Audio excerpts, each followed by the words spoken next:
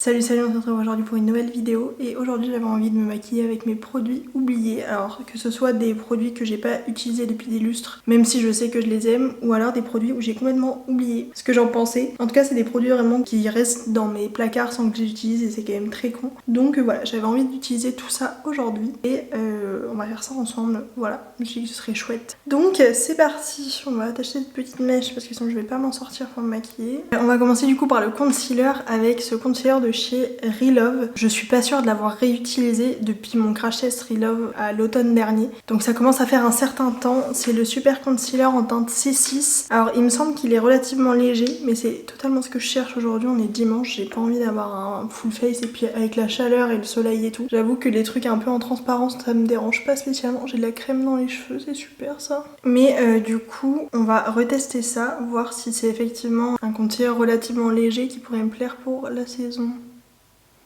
La teinte est un chouï clair maintenant que j'ai pris des couleurs et ça devrait le faire. J'y vais avec un petit beauty blender. En ce moment j'utilise plutôt des pinceaux mais j'en ai aucun de propre donc... Enfin j'ai pas les pinceaux que j'aime utiliser pour le concealer, ils sont tous sales. Voilà. Faut que je nettoie mes pinceaux cet après-midi. Il est effectivement très léger. Je pense qu'il y a quand même un peu de couvrance, mais c'est vraiment une couvrance légère. Mais en vrai, quand il fait chaud, ça me dérange pas spécialement. Je vais essayer juste de remettre une petite couche. Il est un peu parfumé, alors je sais pas à quoi, mais il y a une odeur parfumée clairement. Ouais, même avec 2 couches ça reste léger comme couvrance, voilà. Léger à moyen quoi, mais en plus j'ai les cernes bien violées en ce moment. Mais par contre ça reste très sympa quand je veux quelque chose de très léger, c'est pas mal quoi. C'est clairement pas mon préféré dans ma collection, mais il est pas mal. Et au final comme il est très léger, niveau couvrance, la couleur est nickel. Ça illumine le cerne, parfait. Et ben voilà pour l'anti-cerne. C'est pas l'anti-cerne de l'année, clairement, surtout si vous cherchez de la couvrance. Mais il est extrêmement léger au niveau texture, donc c'est plutôt agréable. Je vais pas chercher à cacher mes imperfections, je vous l'ai dit, aujourd'hui on est dimanche. Je vais les laisser vivre, voilà, pour une fois. On va pouvoir passer au blush liquide, enfin crème en l'occurrence. J'ai énormément de blush crème liquide, tout ça, et du coup j'ai tendance à pas tous les utiliser, ce qui est très con. Et là c'est un blush que je n'ai pas utilisé depuis des lustres, de chez Huda Beauty, le Cheeky Tint en teinte Proud Pink. C'est un blush crème comme ceci. Vraiment je sais pas depuis quand je l'ai pas utilisé, mais ça fait un certain temps. Voilà à quoi il ressemble, c'est vraiment un rose irisé qui est très beau. Mais c'est vrai que je ne le mets absolument jamais. Comment je fais? Est-ce que j'en mets pas mal sur la main, histoire de chauffer la matière et après je prélève au pinceau? Peut-être faire ça. Et je vais prendre un pinceau de chez Makeup by Mario. Je pense que c'est pas mal d'avoir fondu la matière parce que du coup ça se travaille très bien sur le visage. Et ben ma foi c'est bien pigmenté. Hein. Je trouve que c'est un peu moins rose. C'est un rose un peu rouge. Alors que honnêtement dans le packaging il fait un peu peur. Mais une fois appliqué, il est pas mal. Hein. Et il est effectivement très bien pigmenté. J'estompe bien les bords. Ça fait un petit effet coup de soleil. J'adore. J'en mets juste un petit peu sur le bout du nez. Bah je crois que je l'aime beaucoup. Surtout avec ma carnation actuelle. Je pense que c'est vraiment pas mal. Ouais, ça me fait vraiment un effet j'ai pris le soleil quoi.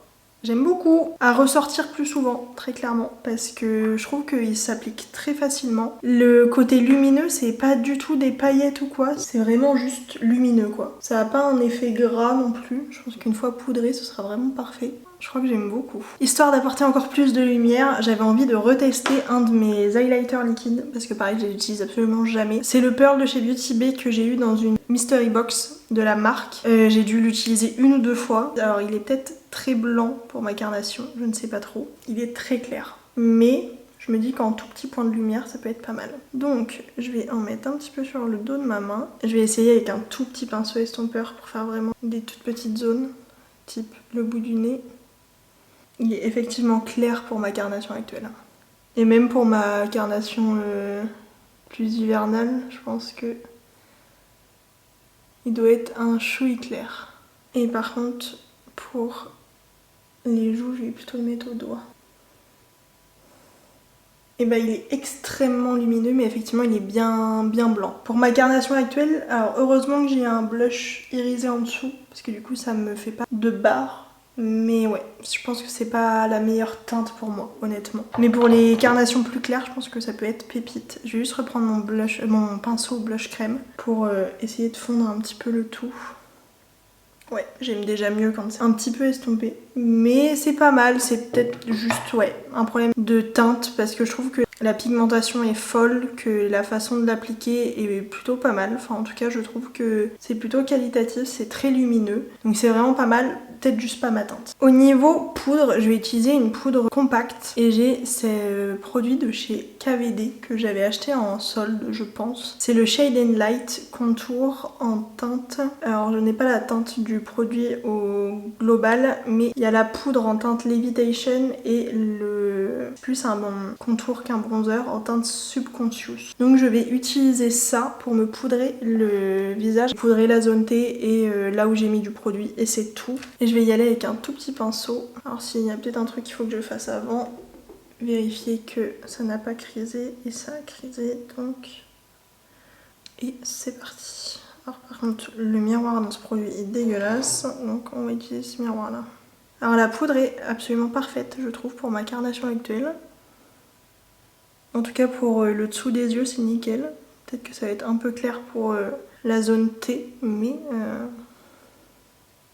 Alors à première vue j'aime plutôt bien la texture, ça n'a pas l'air d'avoir d'effet trop plâtre, trop fixant. Après je pense pas que sur la durée elle matifie de ouf honnêtement.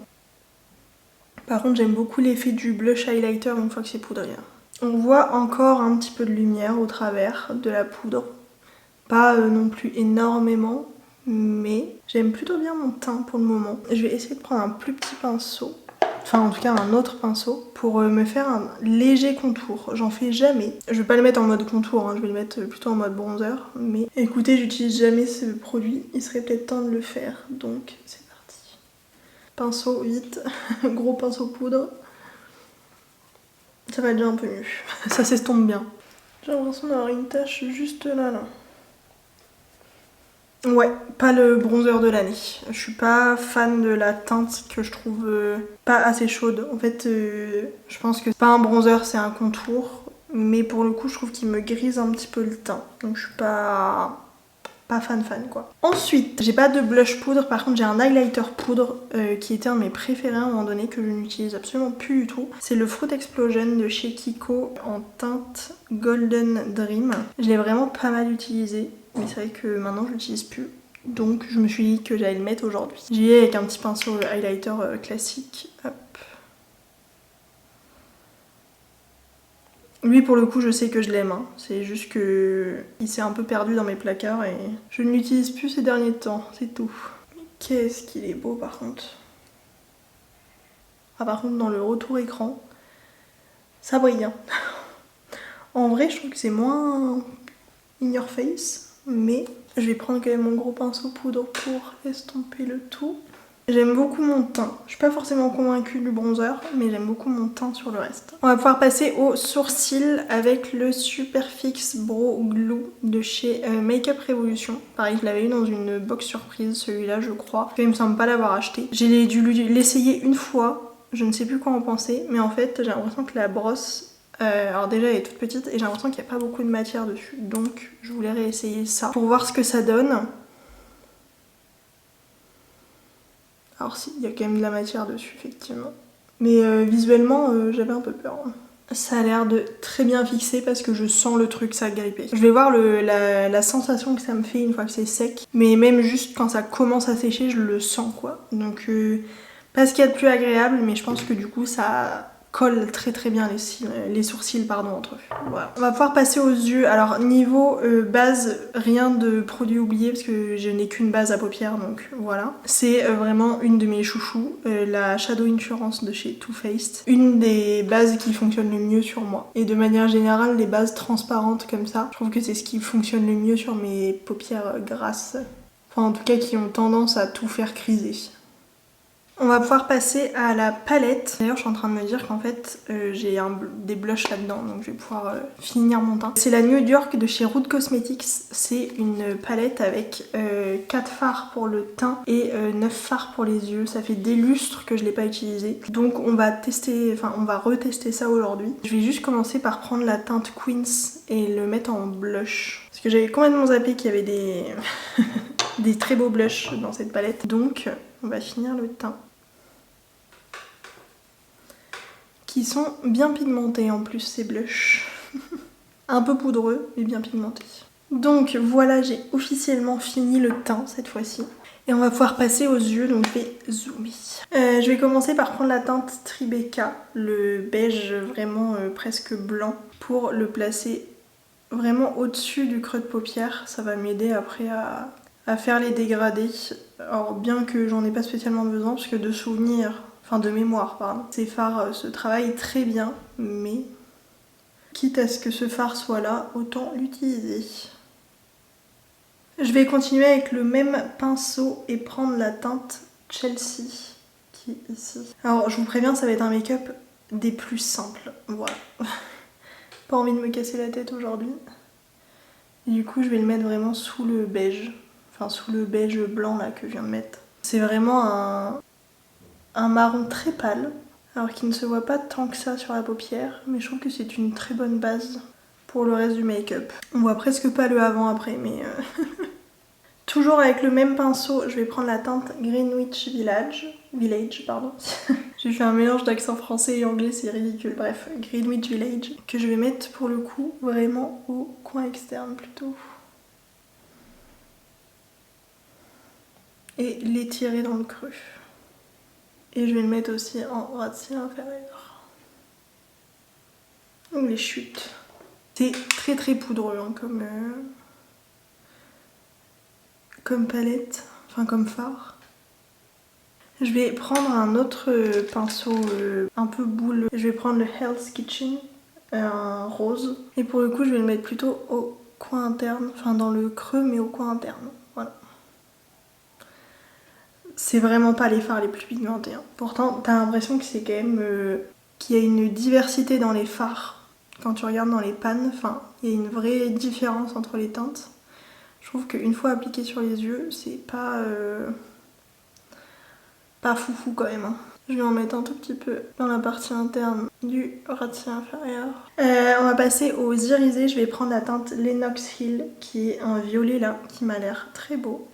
Ça a l'air vraiment pas mal, donc je vais le mettre. Oula, oh je suis déçue. Ok.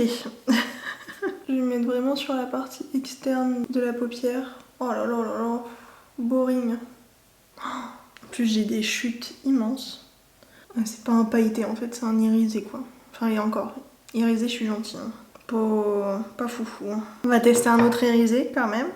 On va tenter. Je vais prendre le Sutton Palace. Non. Sutton Place, pardon. Le rose pâle là. Et j'espère qu'il va être plus irisé parce que là, pas foufou quand même. C'est un peu mieux, mais bon. Casse pas trois pattes dans les canards. Ah, je suis triste. Je vais prendre un tout petit pinceau, comme ça, et je vais prendre l'highlighter de la palette, donc la teinte Manhattan, pour le mettre en coin interne, en espérant que ça rajoute de la lumière à ce make-up, parce que là, je brille plus du visage que des yeux. Et je préfère généralement quand c'est l'inverse, voilà. Même l'highlighter, il va pas sauver le truc, hein. Ouais, bah non. En plus, j'ai des chutes, mais c'est une cata. Heureusement que je ne sors pas. Et là, je suis pas fan de mon make-up des yeux, hein. Vraiment, c'est pas folichon. Et bah, je suis contente d'avoir fait cette vidéo avant mon tri make-up que j'ai prévu là à la rentrée, parce que je pense que cette palette sortira de ma collection. En fait, je pourrais très bien dire c'est des basiques, mais en fait c'est des basiques qui sont un peu chiants. Enfin, j'ai des basiques bien mieux que ça. Je suis déçue de la qualité honnêtement. Même si c'est un petit prix, j'ai des petits prix qui sont bien meilleurs que ça. Donc voilà. Ensuite, j'ai un nombre bien trop gros d'eyeliner pour ce que j'en fais. Du coup, je voulais retester un double liner que j'ai acheté de chez Tarte, c'est le Double Take. Donc d'un côté, c'est un crayon noir. J'ai envie de réutiliser l'eyeliner liquide. Ça fait des lustres que j'ai pas fait d'eyeliner, donc on va voir ce que ça donne. Ça va peut-être être un désastre. Mais écoutez, testons. Hein. Je suis plus à ça près. C'est une pointe un peu mousse. Je sais pas comment ça s'appelle, mais c'est pas une pointe avec des poils comme je préfère. Alors c'est pas les pointes que je préfère, mais il est archi noir et bien liquide, donc ça c'est trop pratique. Bon, c'est un peu grossier, mais j'arrive pas à faire des choses fines avec ce liner, qui est très con, mais il est très bien, il est très liquide, très noir, mais j'ai clairement galéré à faire un truc fin comme je fais d'habitude, donc c'est pas mal. C'est pas mon préféré quand même. Je vais quand même utiliser le côté crayon pour voir s'il marque en muqueuse, voilà. Et bah pas du tout. Vous verrez, hein, je mets du produit, mais ça ne marque pas. Oula. Bah la mine s'est cassée. Voilà. Ouais non, bah le côté crayon je ne l'utiliserai pas. Je verrai si je le garde pour le côté liner. Mais le côté crayon il se pète dans tous les sens. Donc ce n'est même pas la peine. On va pouvoir passer au mascara. Et alors je sais que je l'adore mais ça fait des lustres que je l'ai pas utilisé. C'est ce mascara de chez Essence. Le Lash Princess. C'est pas mon préféré de chez Essence, mais je sais que je l'aime. Juste comme je le dis, c'est un de mes mascaras qui est ouvert que j'ai pas utilisé depuis très longtemps. Donc c'était l'occasion. Alors je sais pas si vous verrez bien avec mon énorme trait de liner, mais je trouve que il fait vraiment un beau volume et une belle longueur. Voilà. J'aime plutôt pas mal. Il fait vraiment un très beau volume ce Lash Princess là. Et ben voilà. Je m'attendais à mieux comme make-up, mais ça aurait pu être encore pire.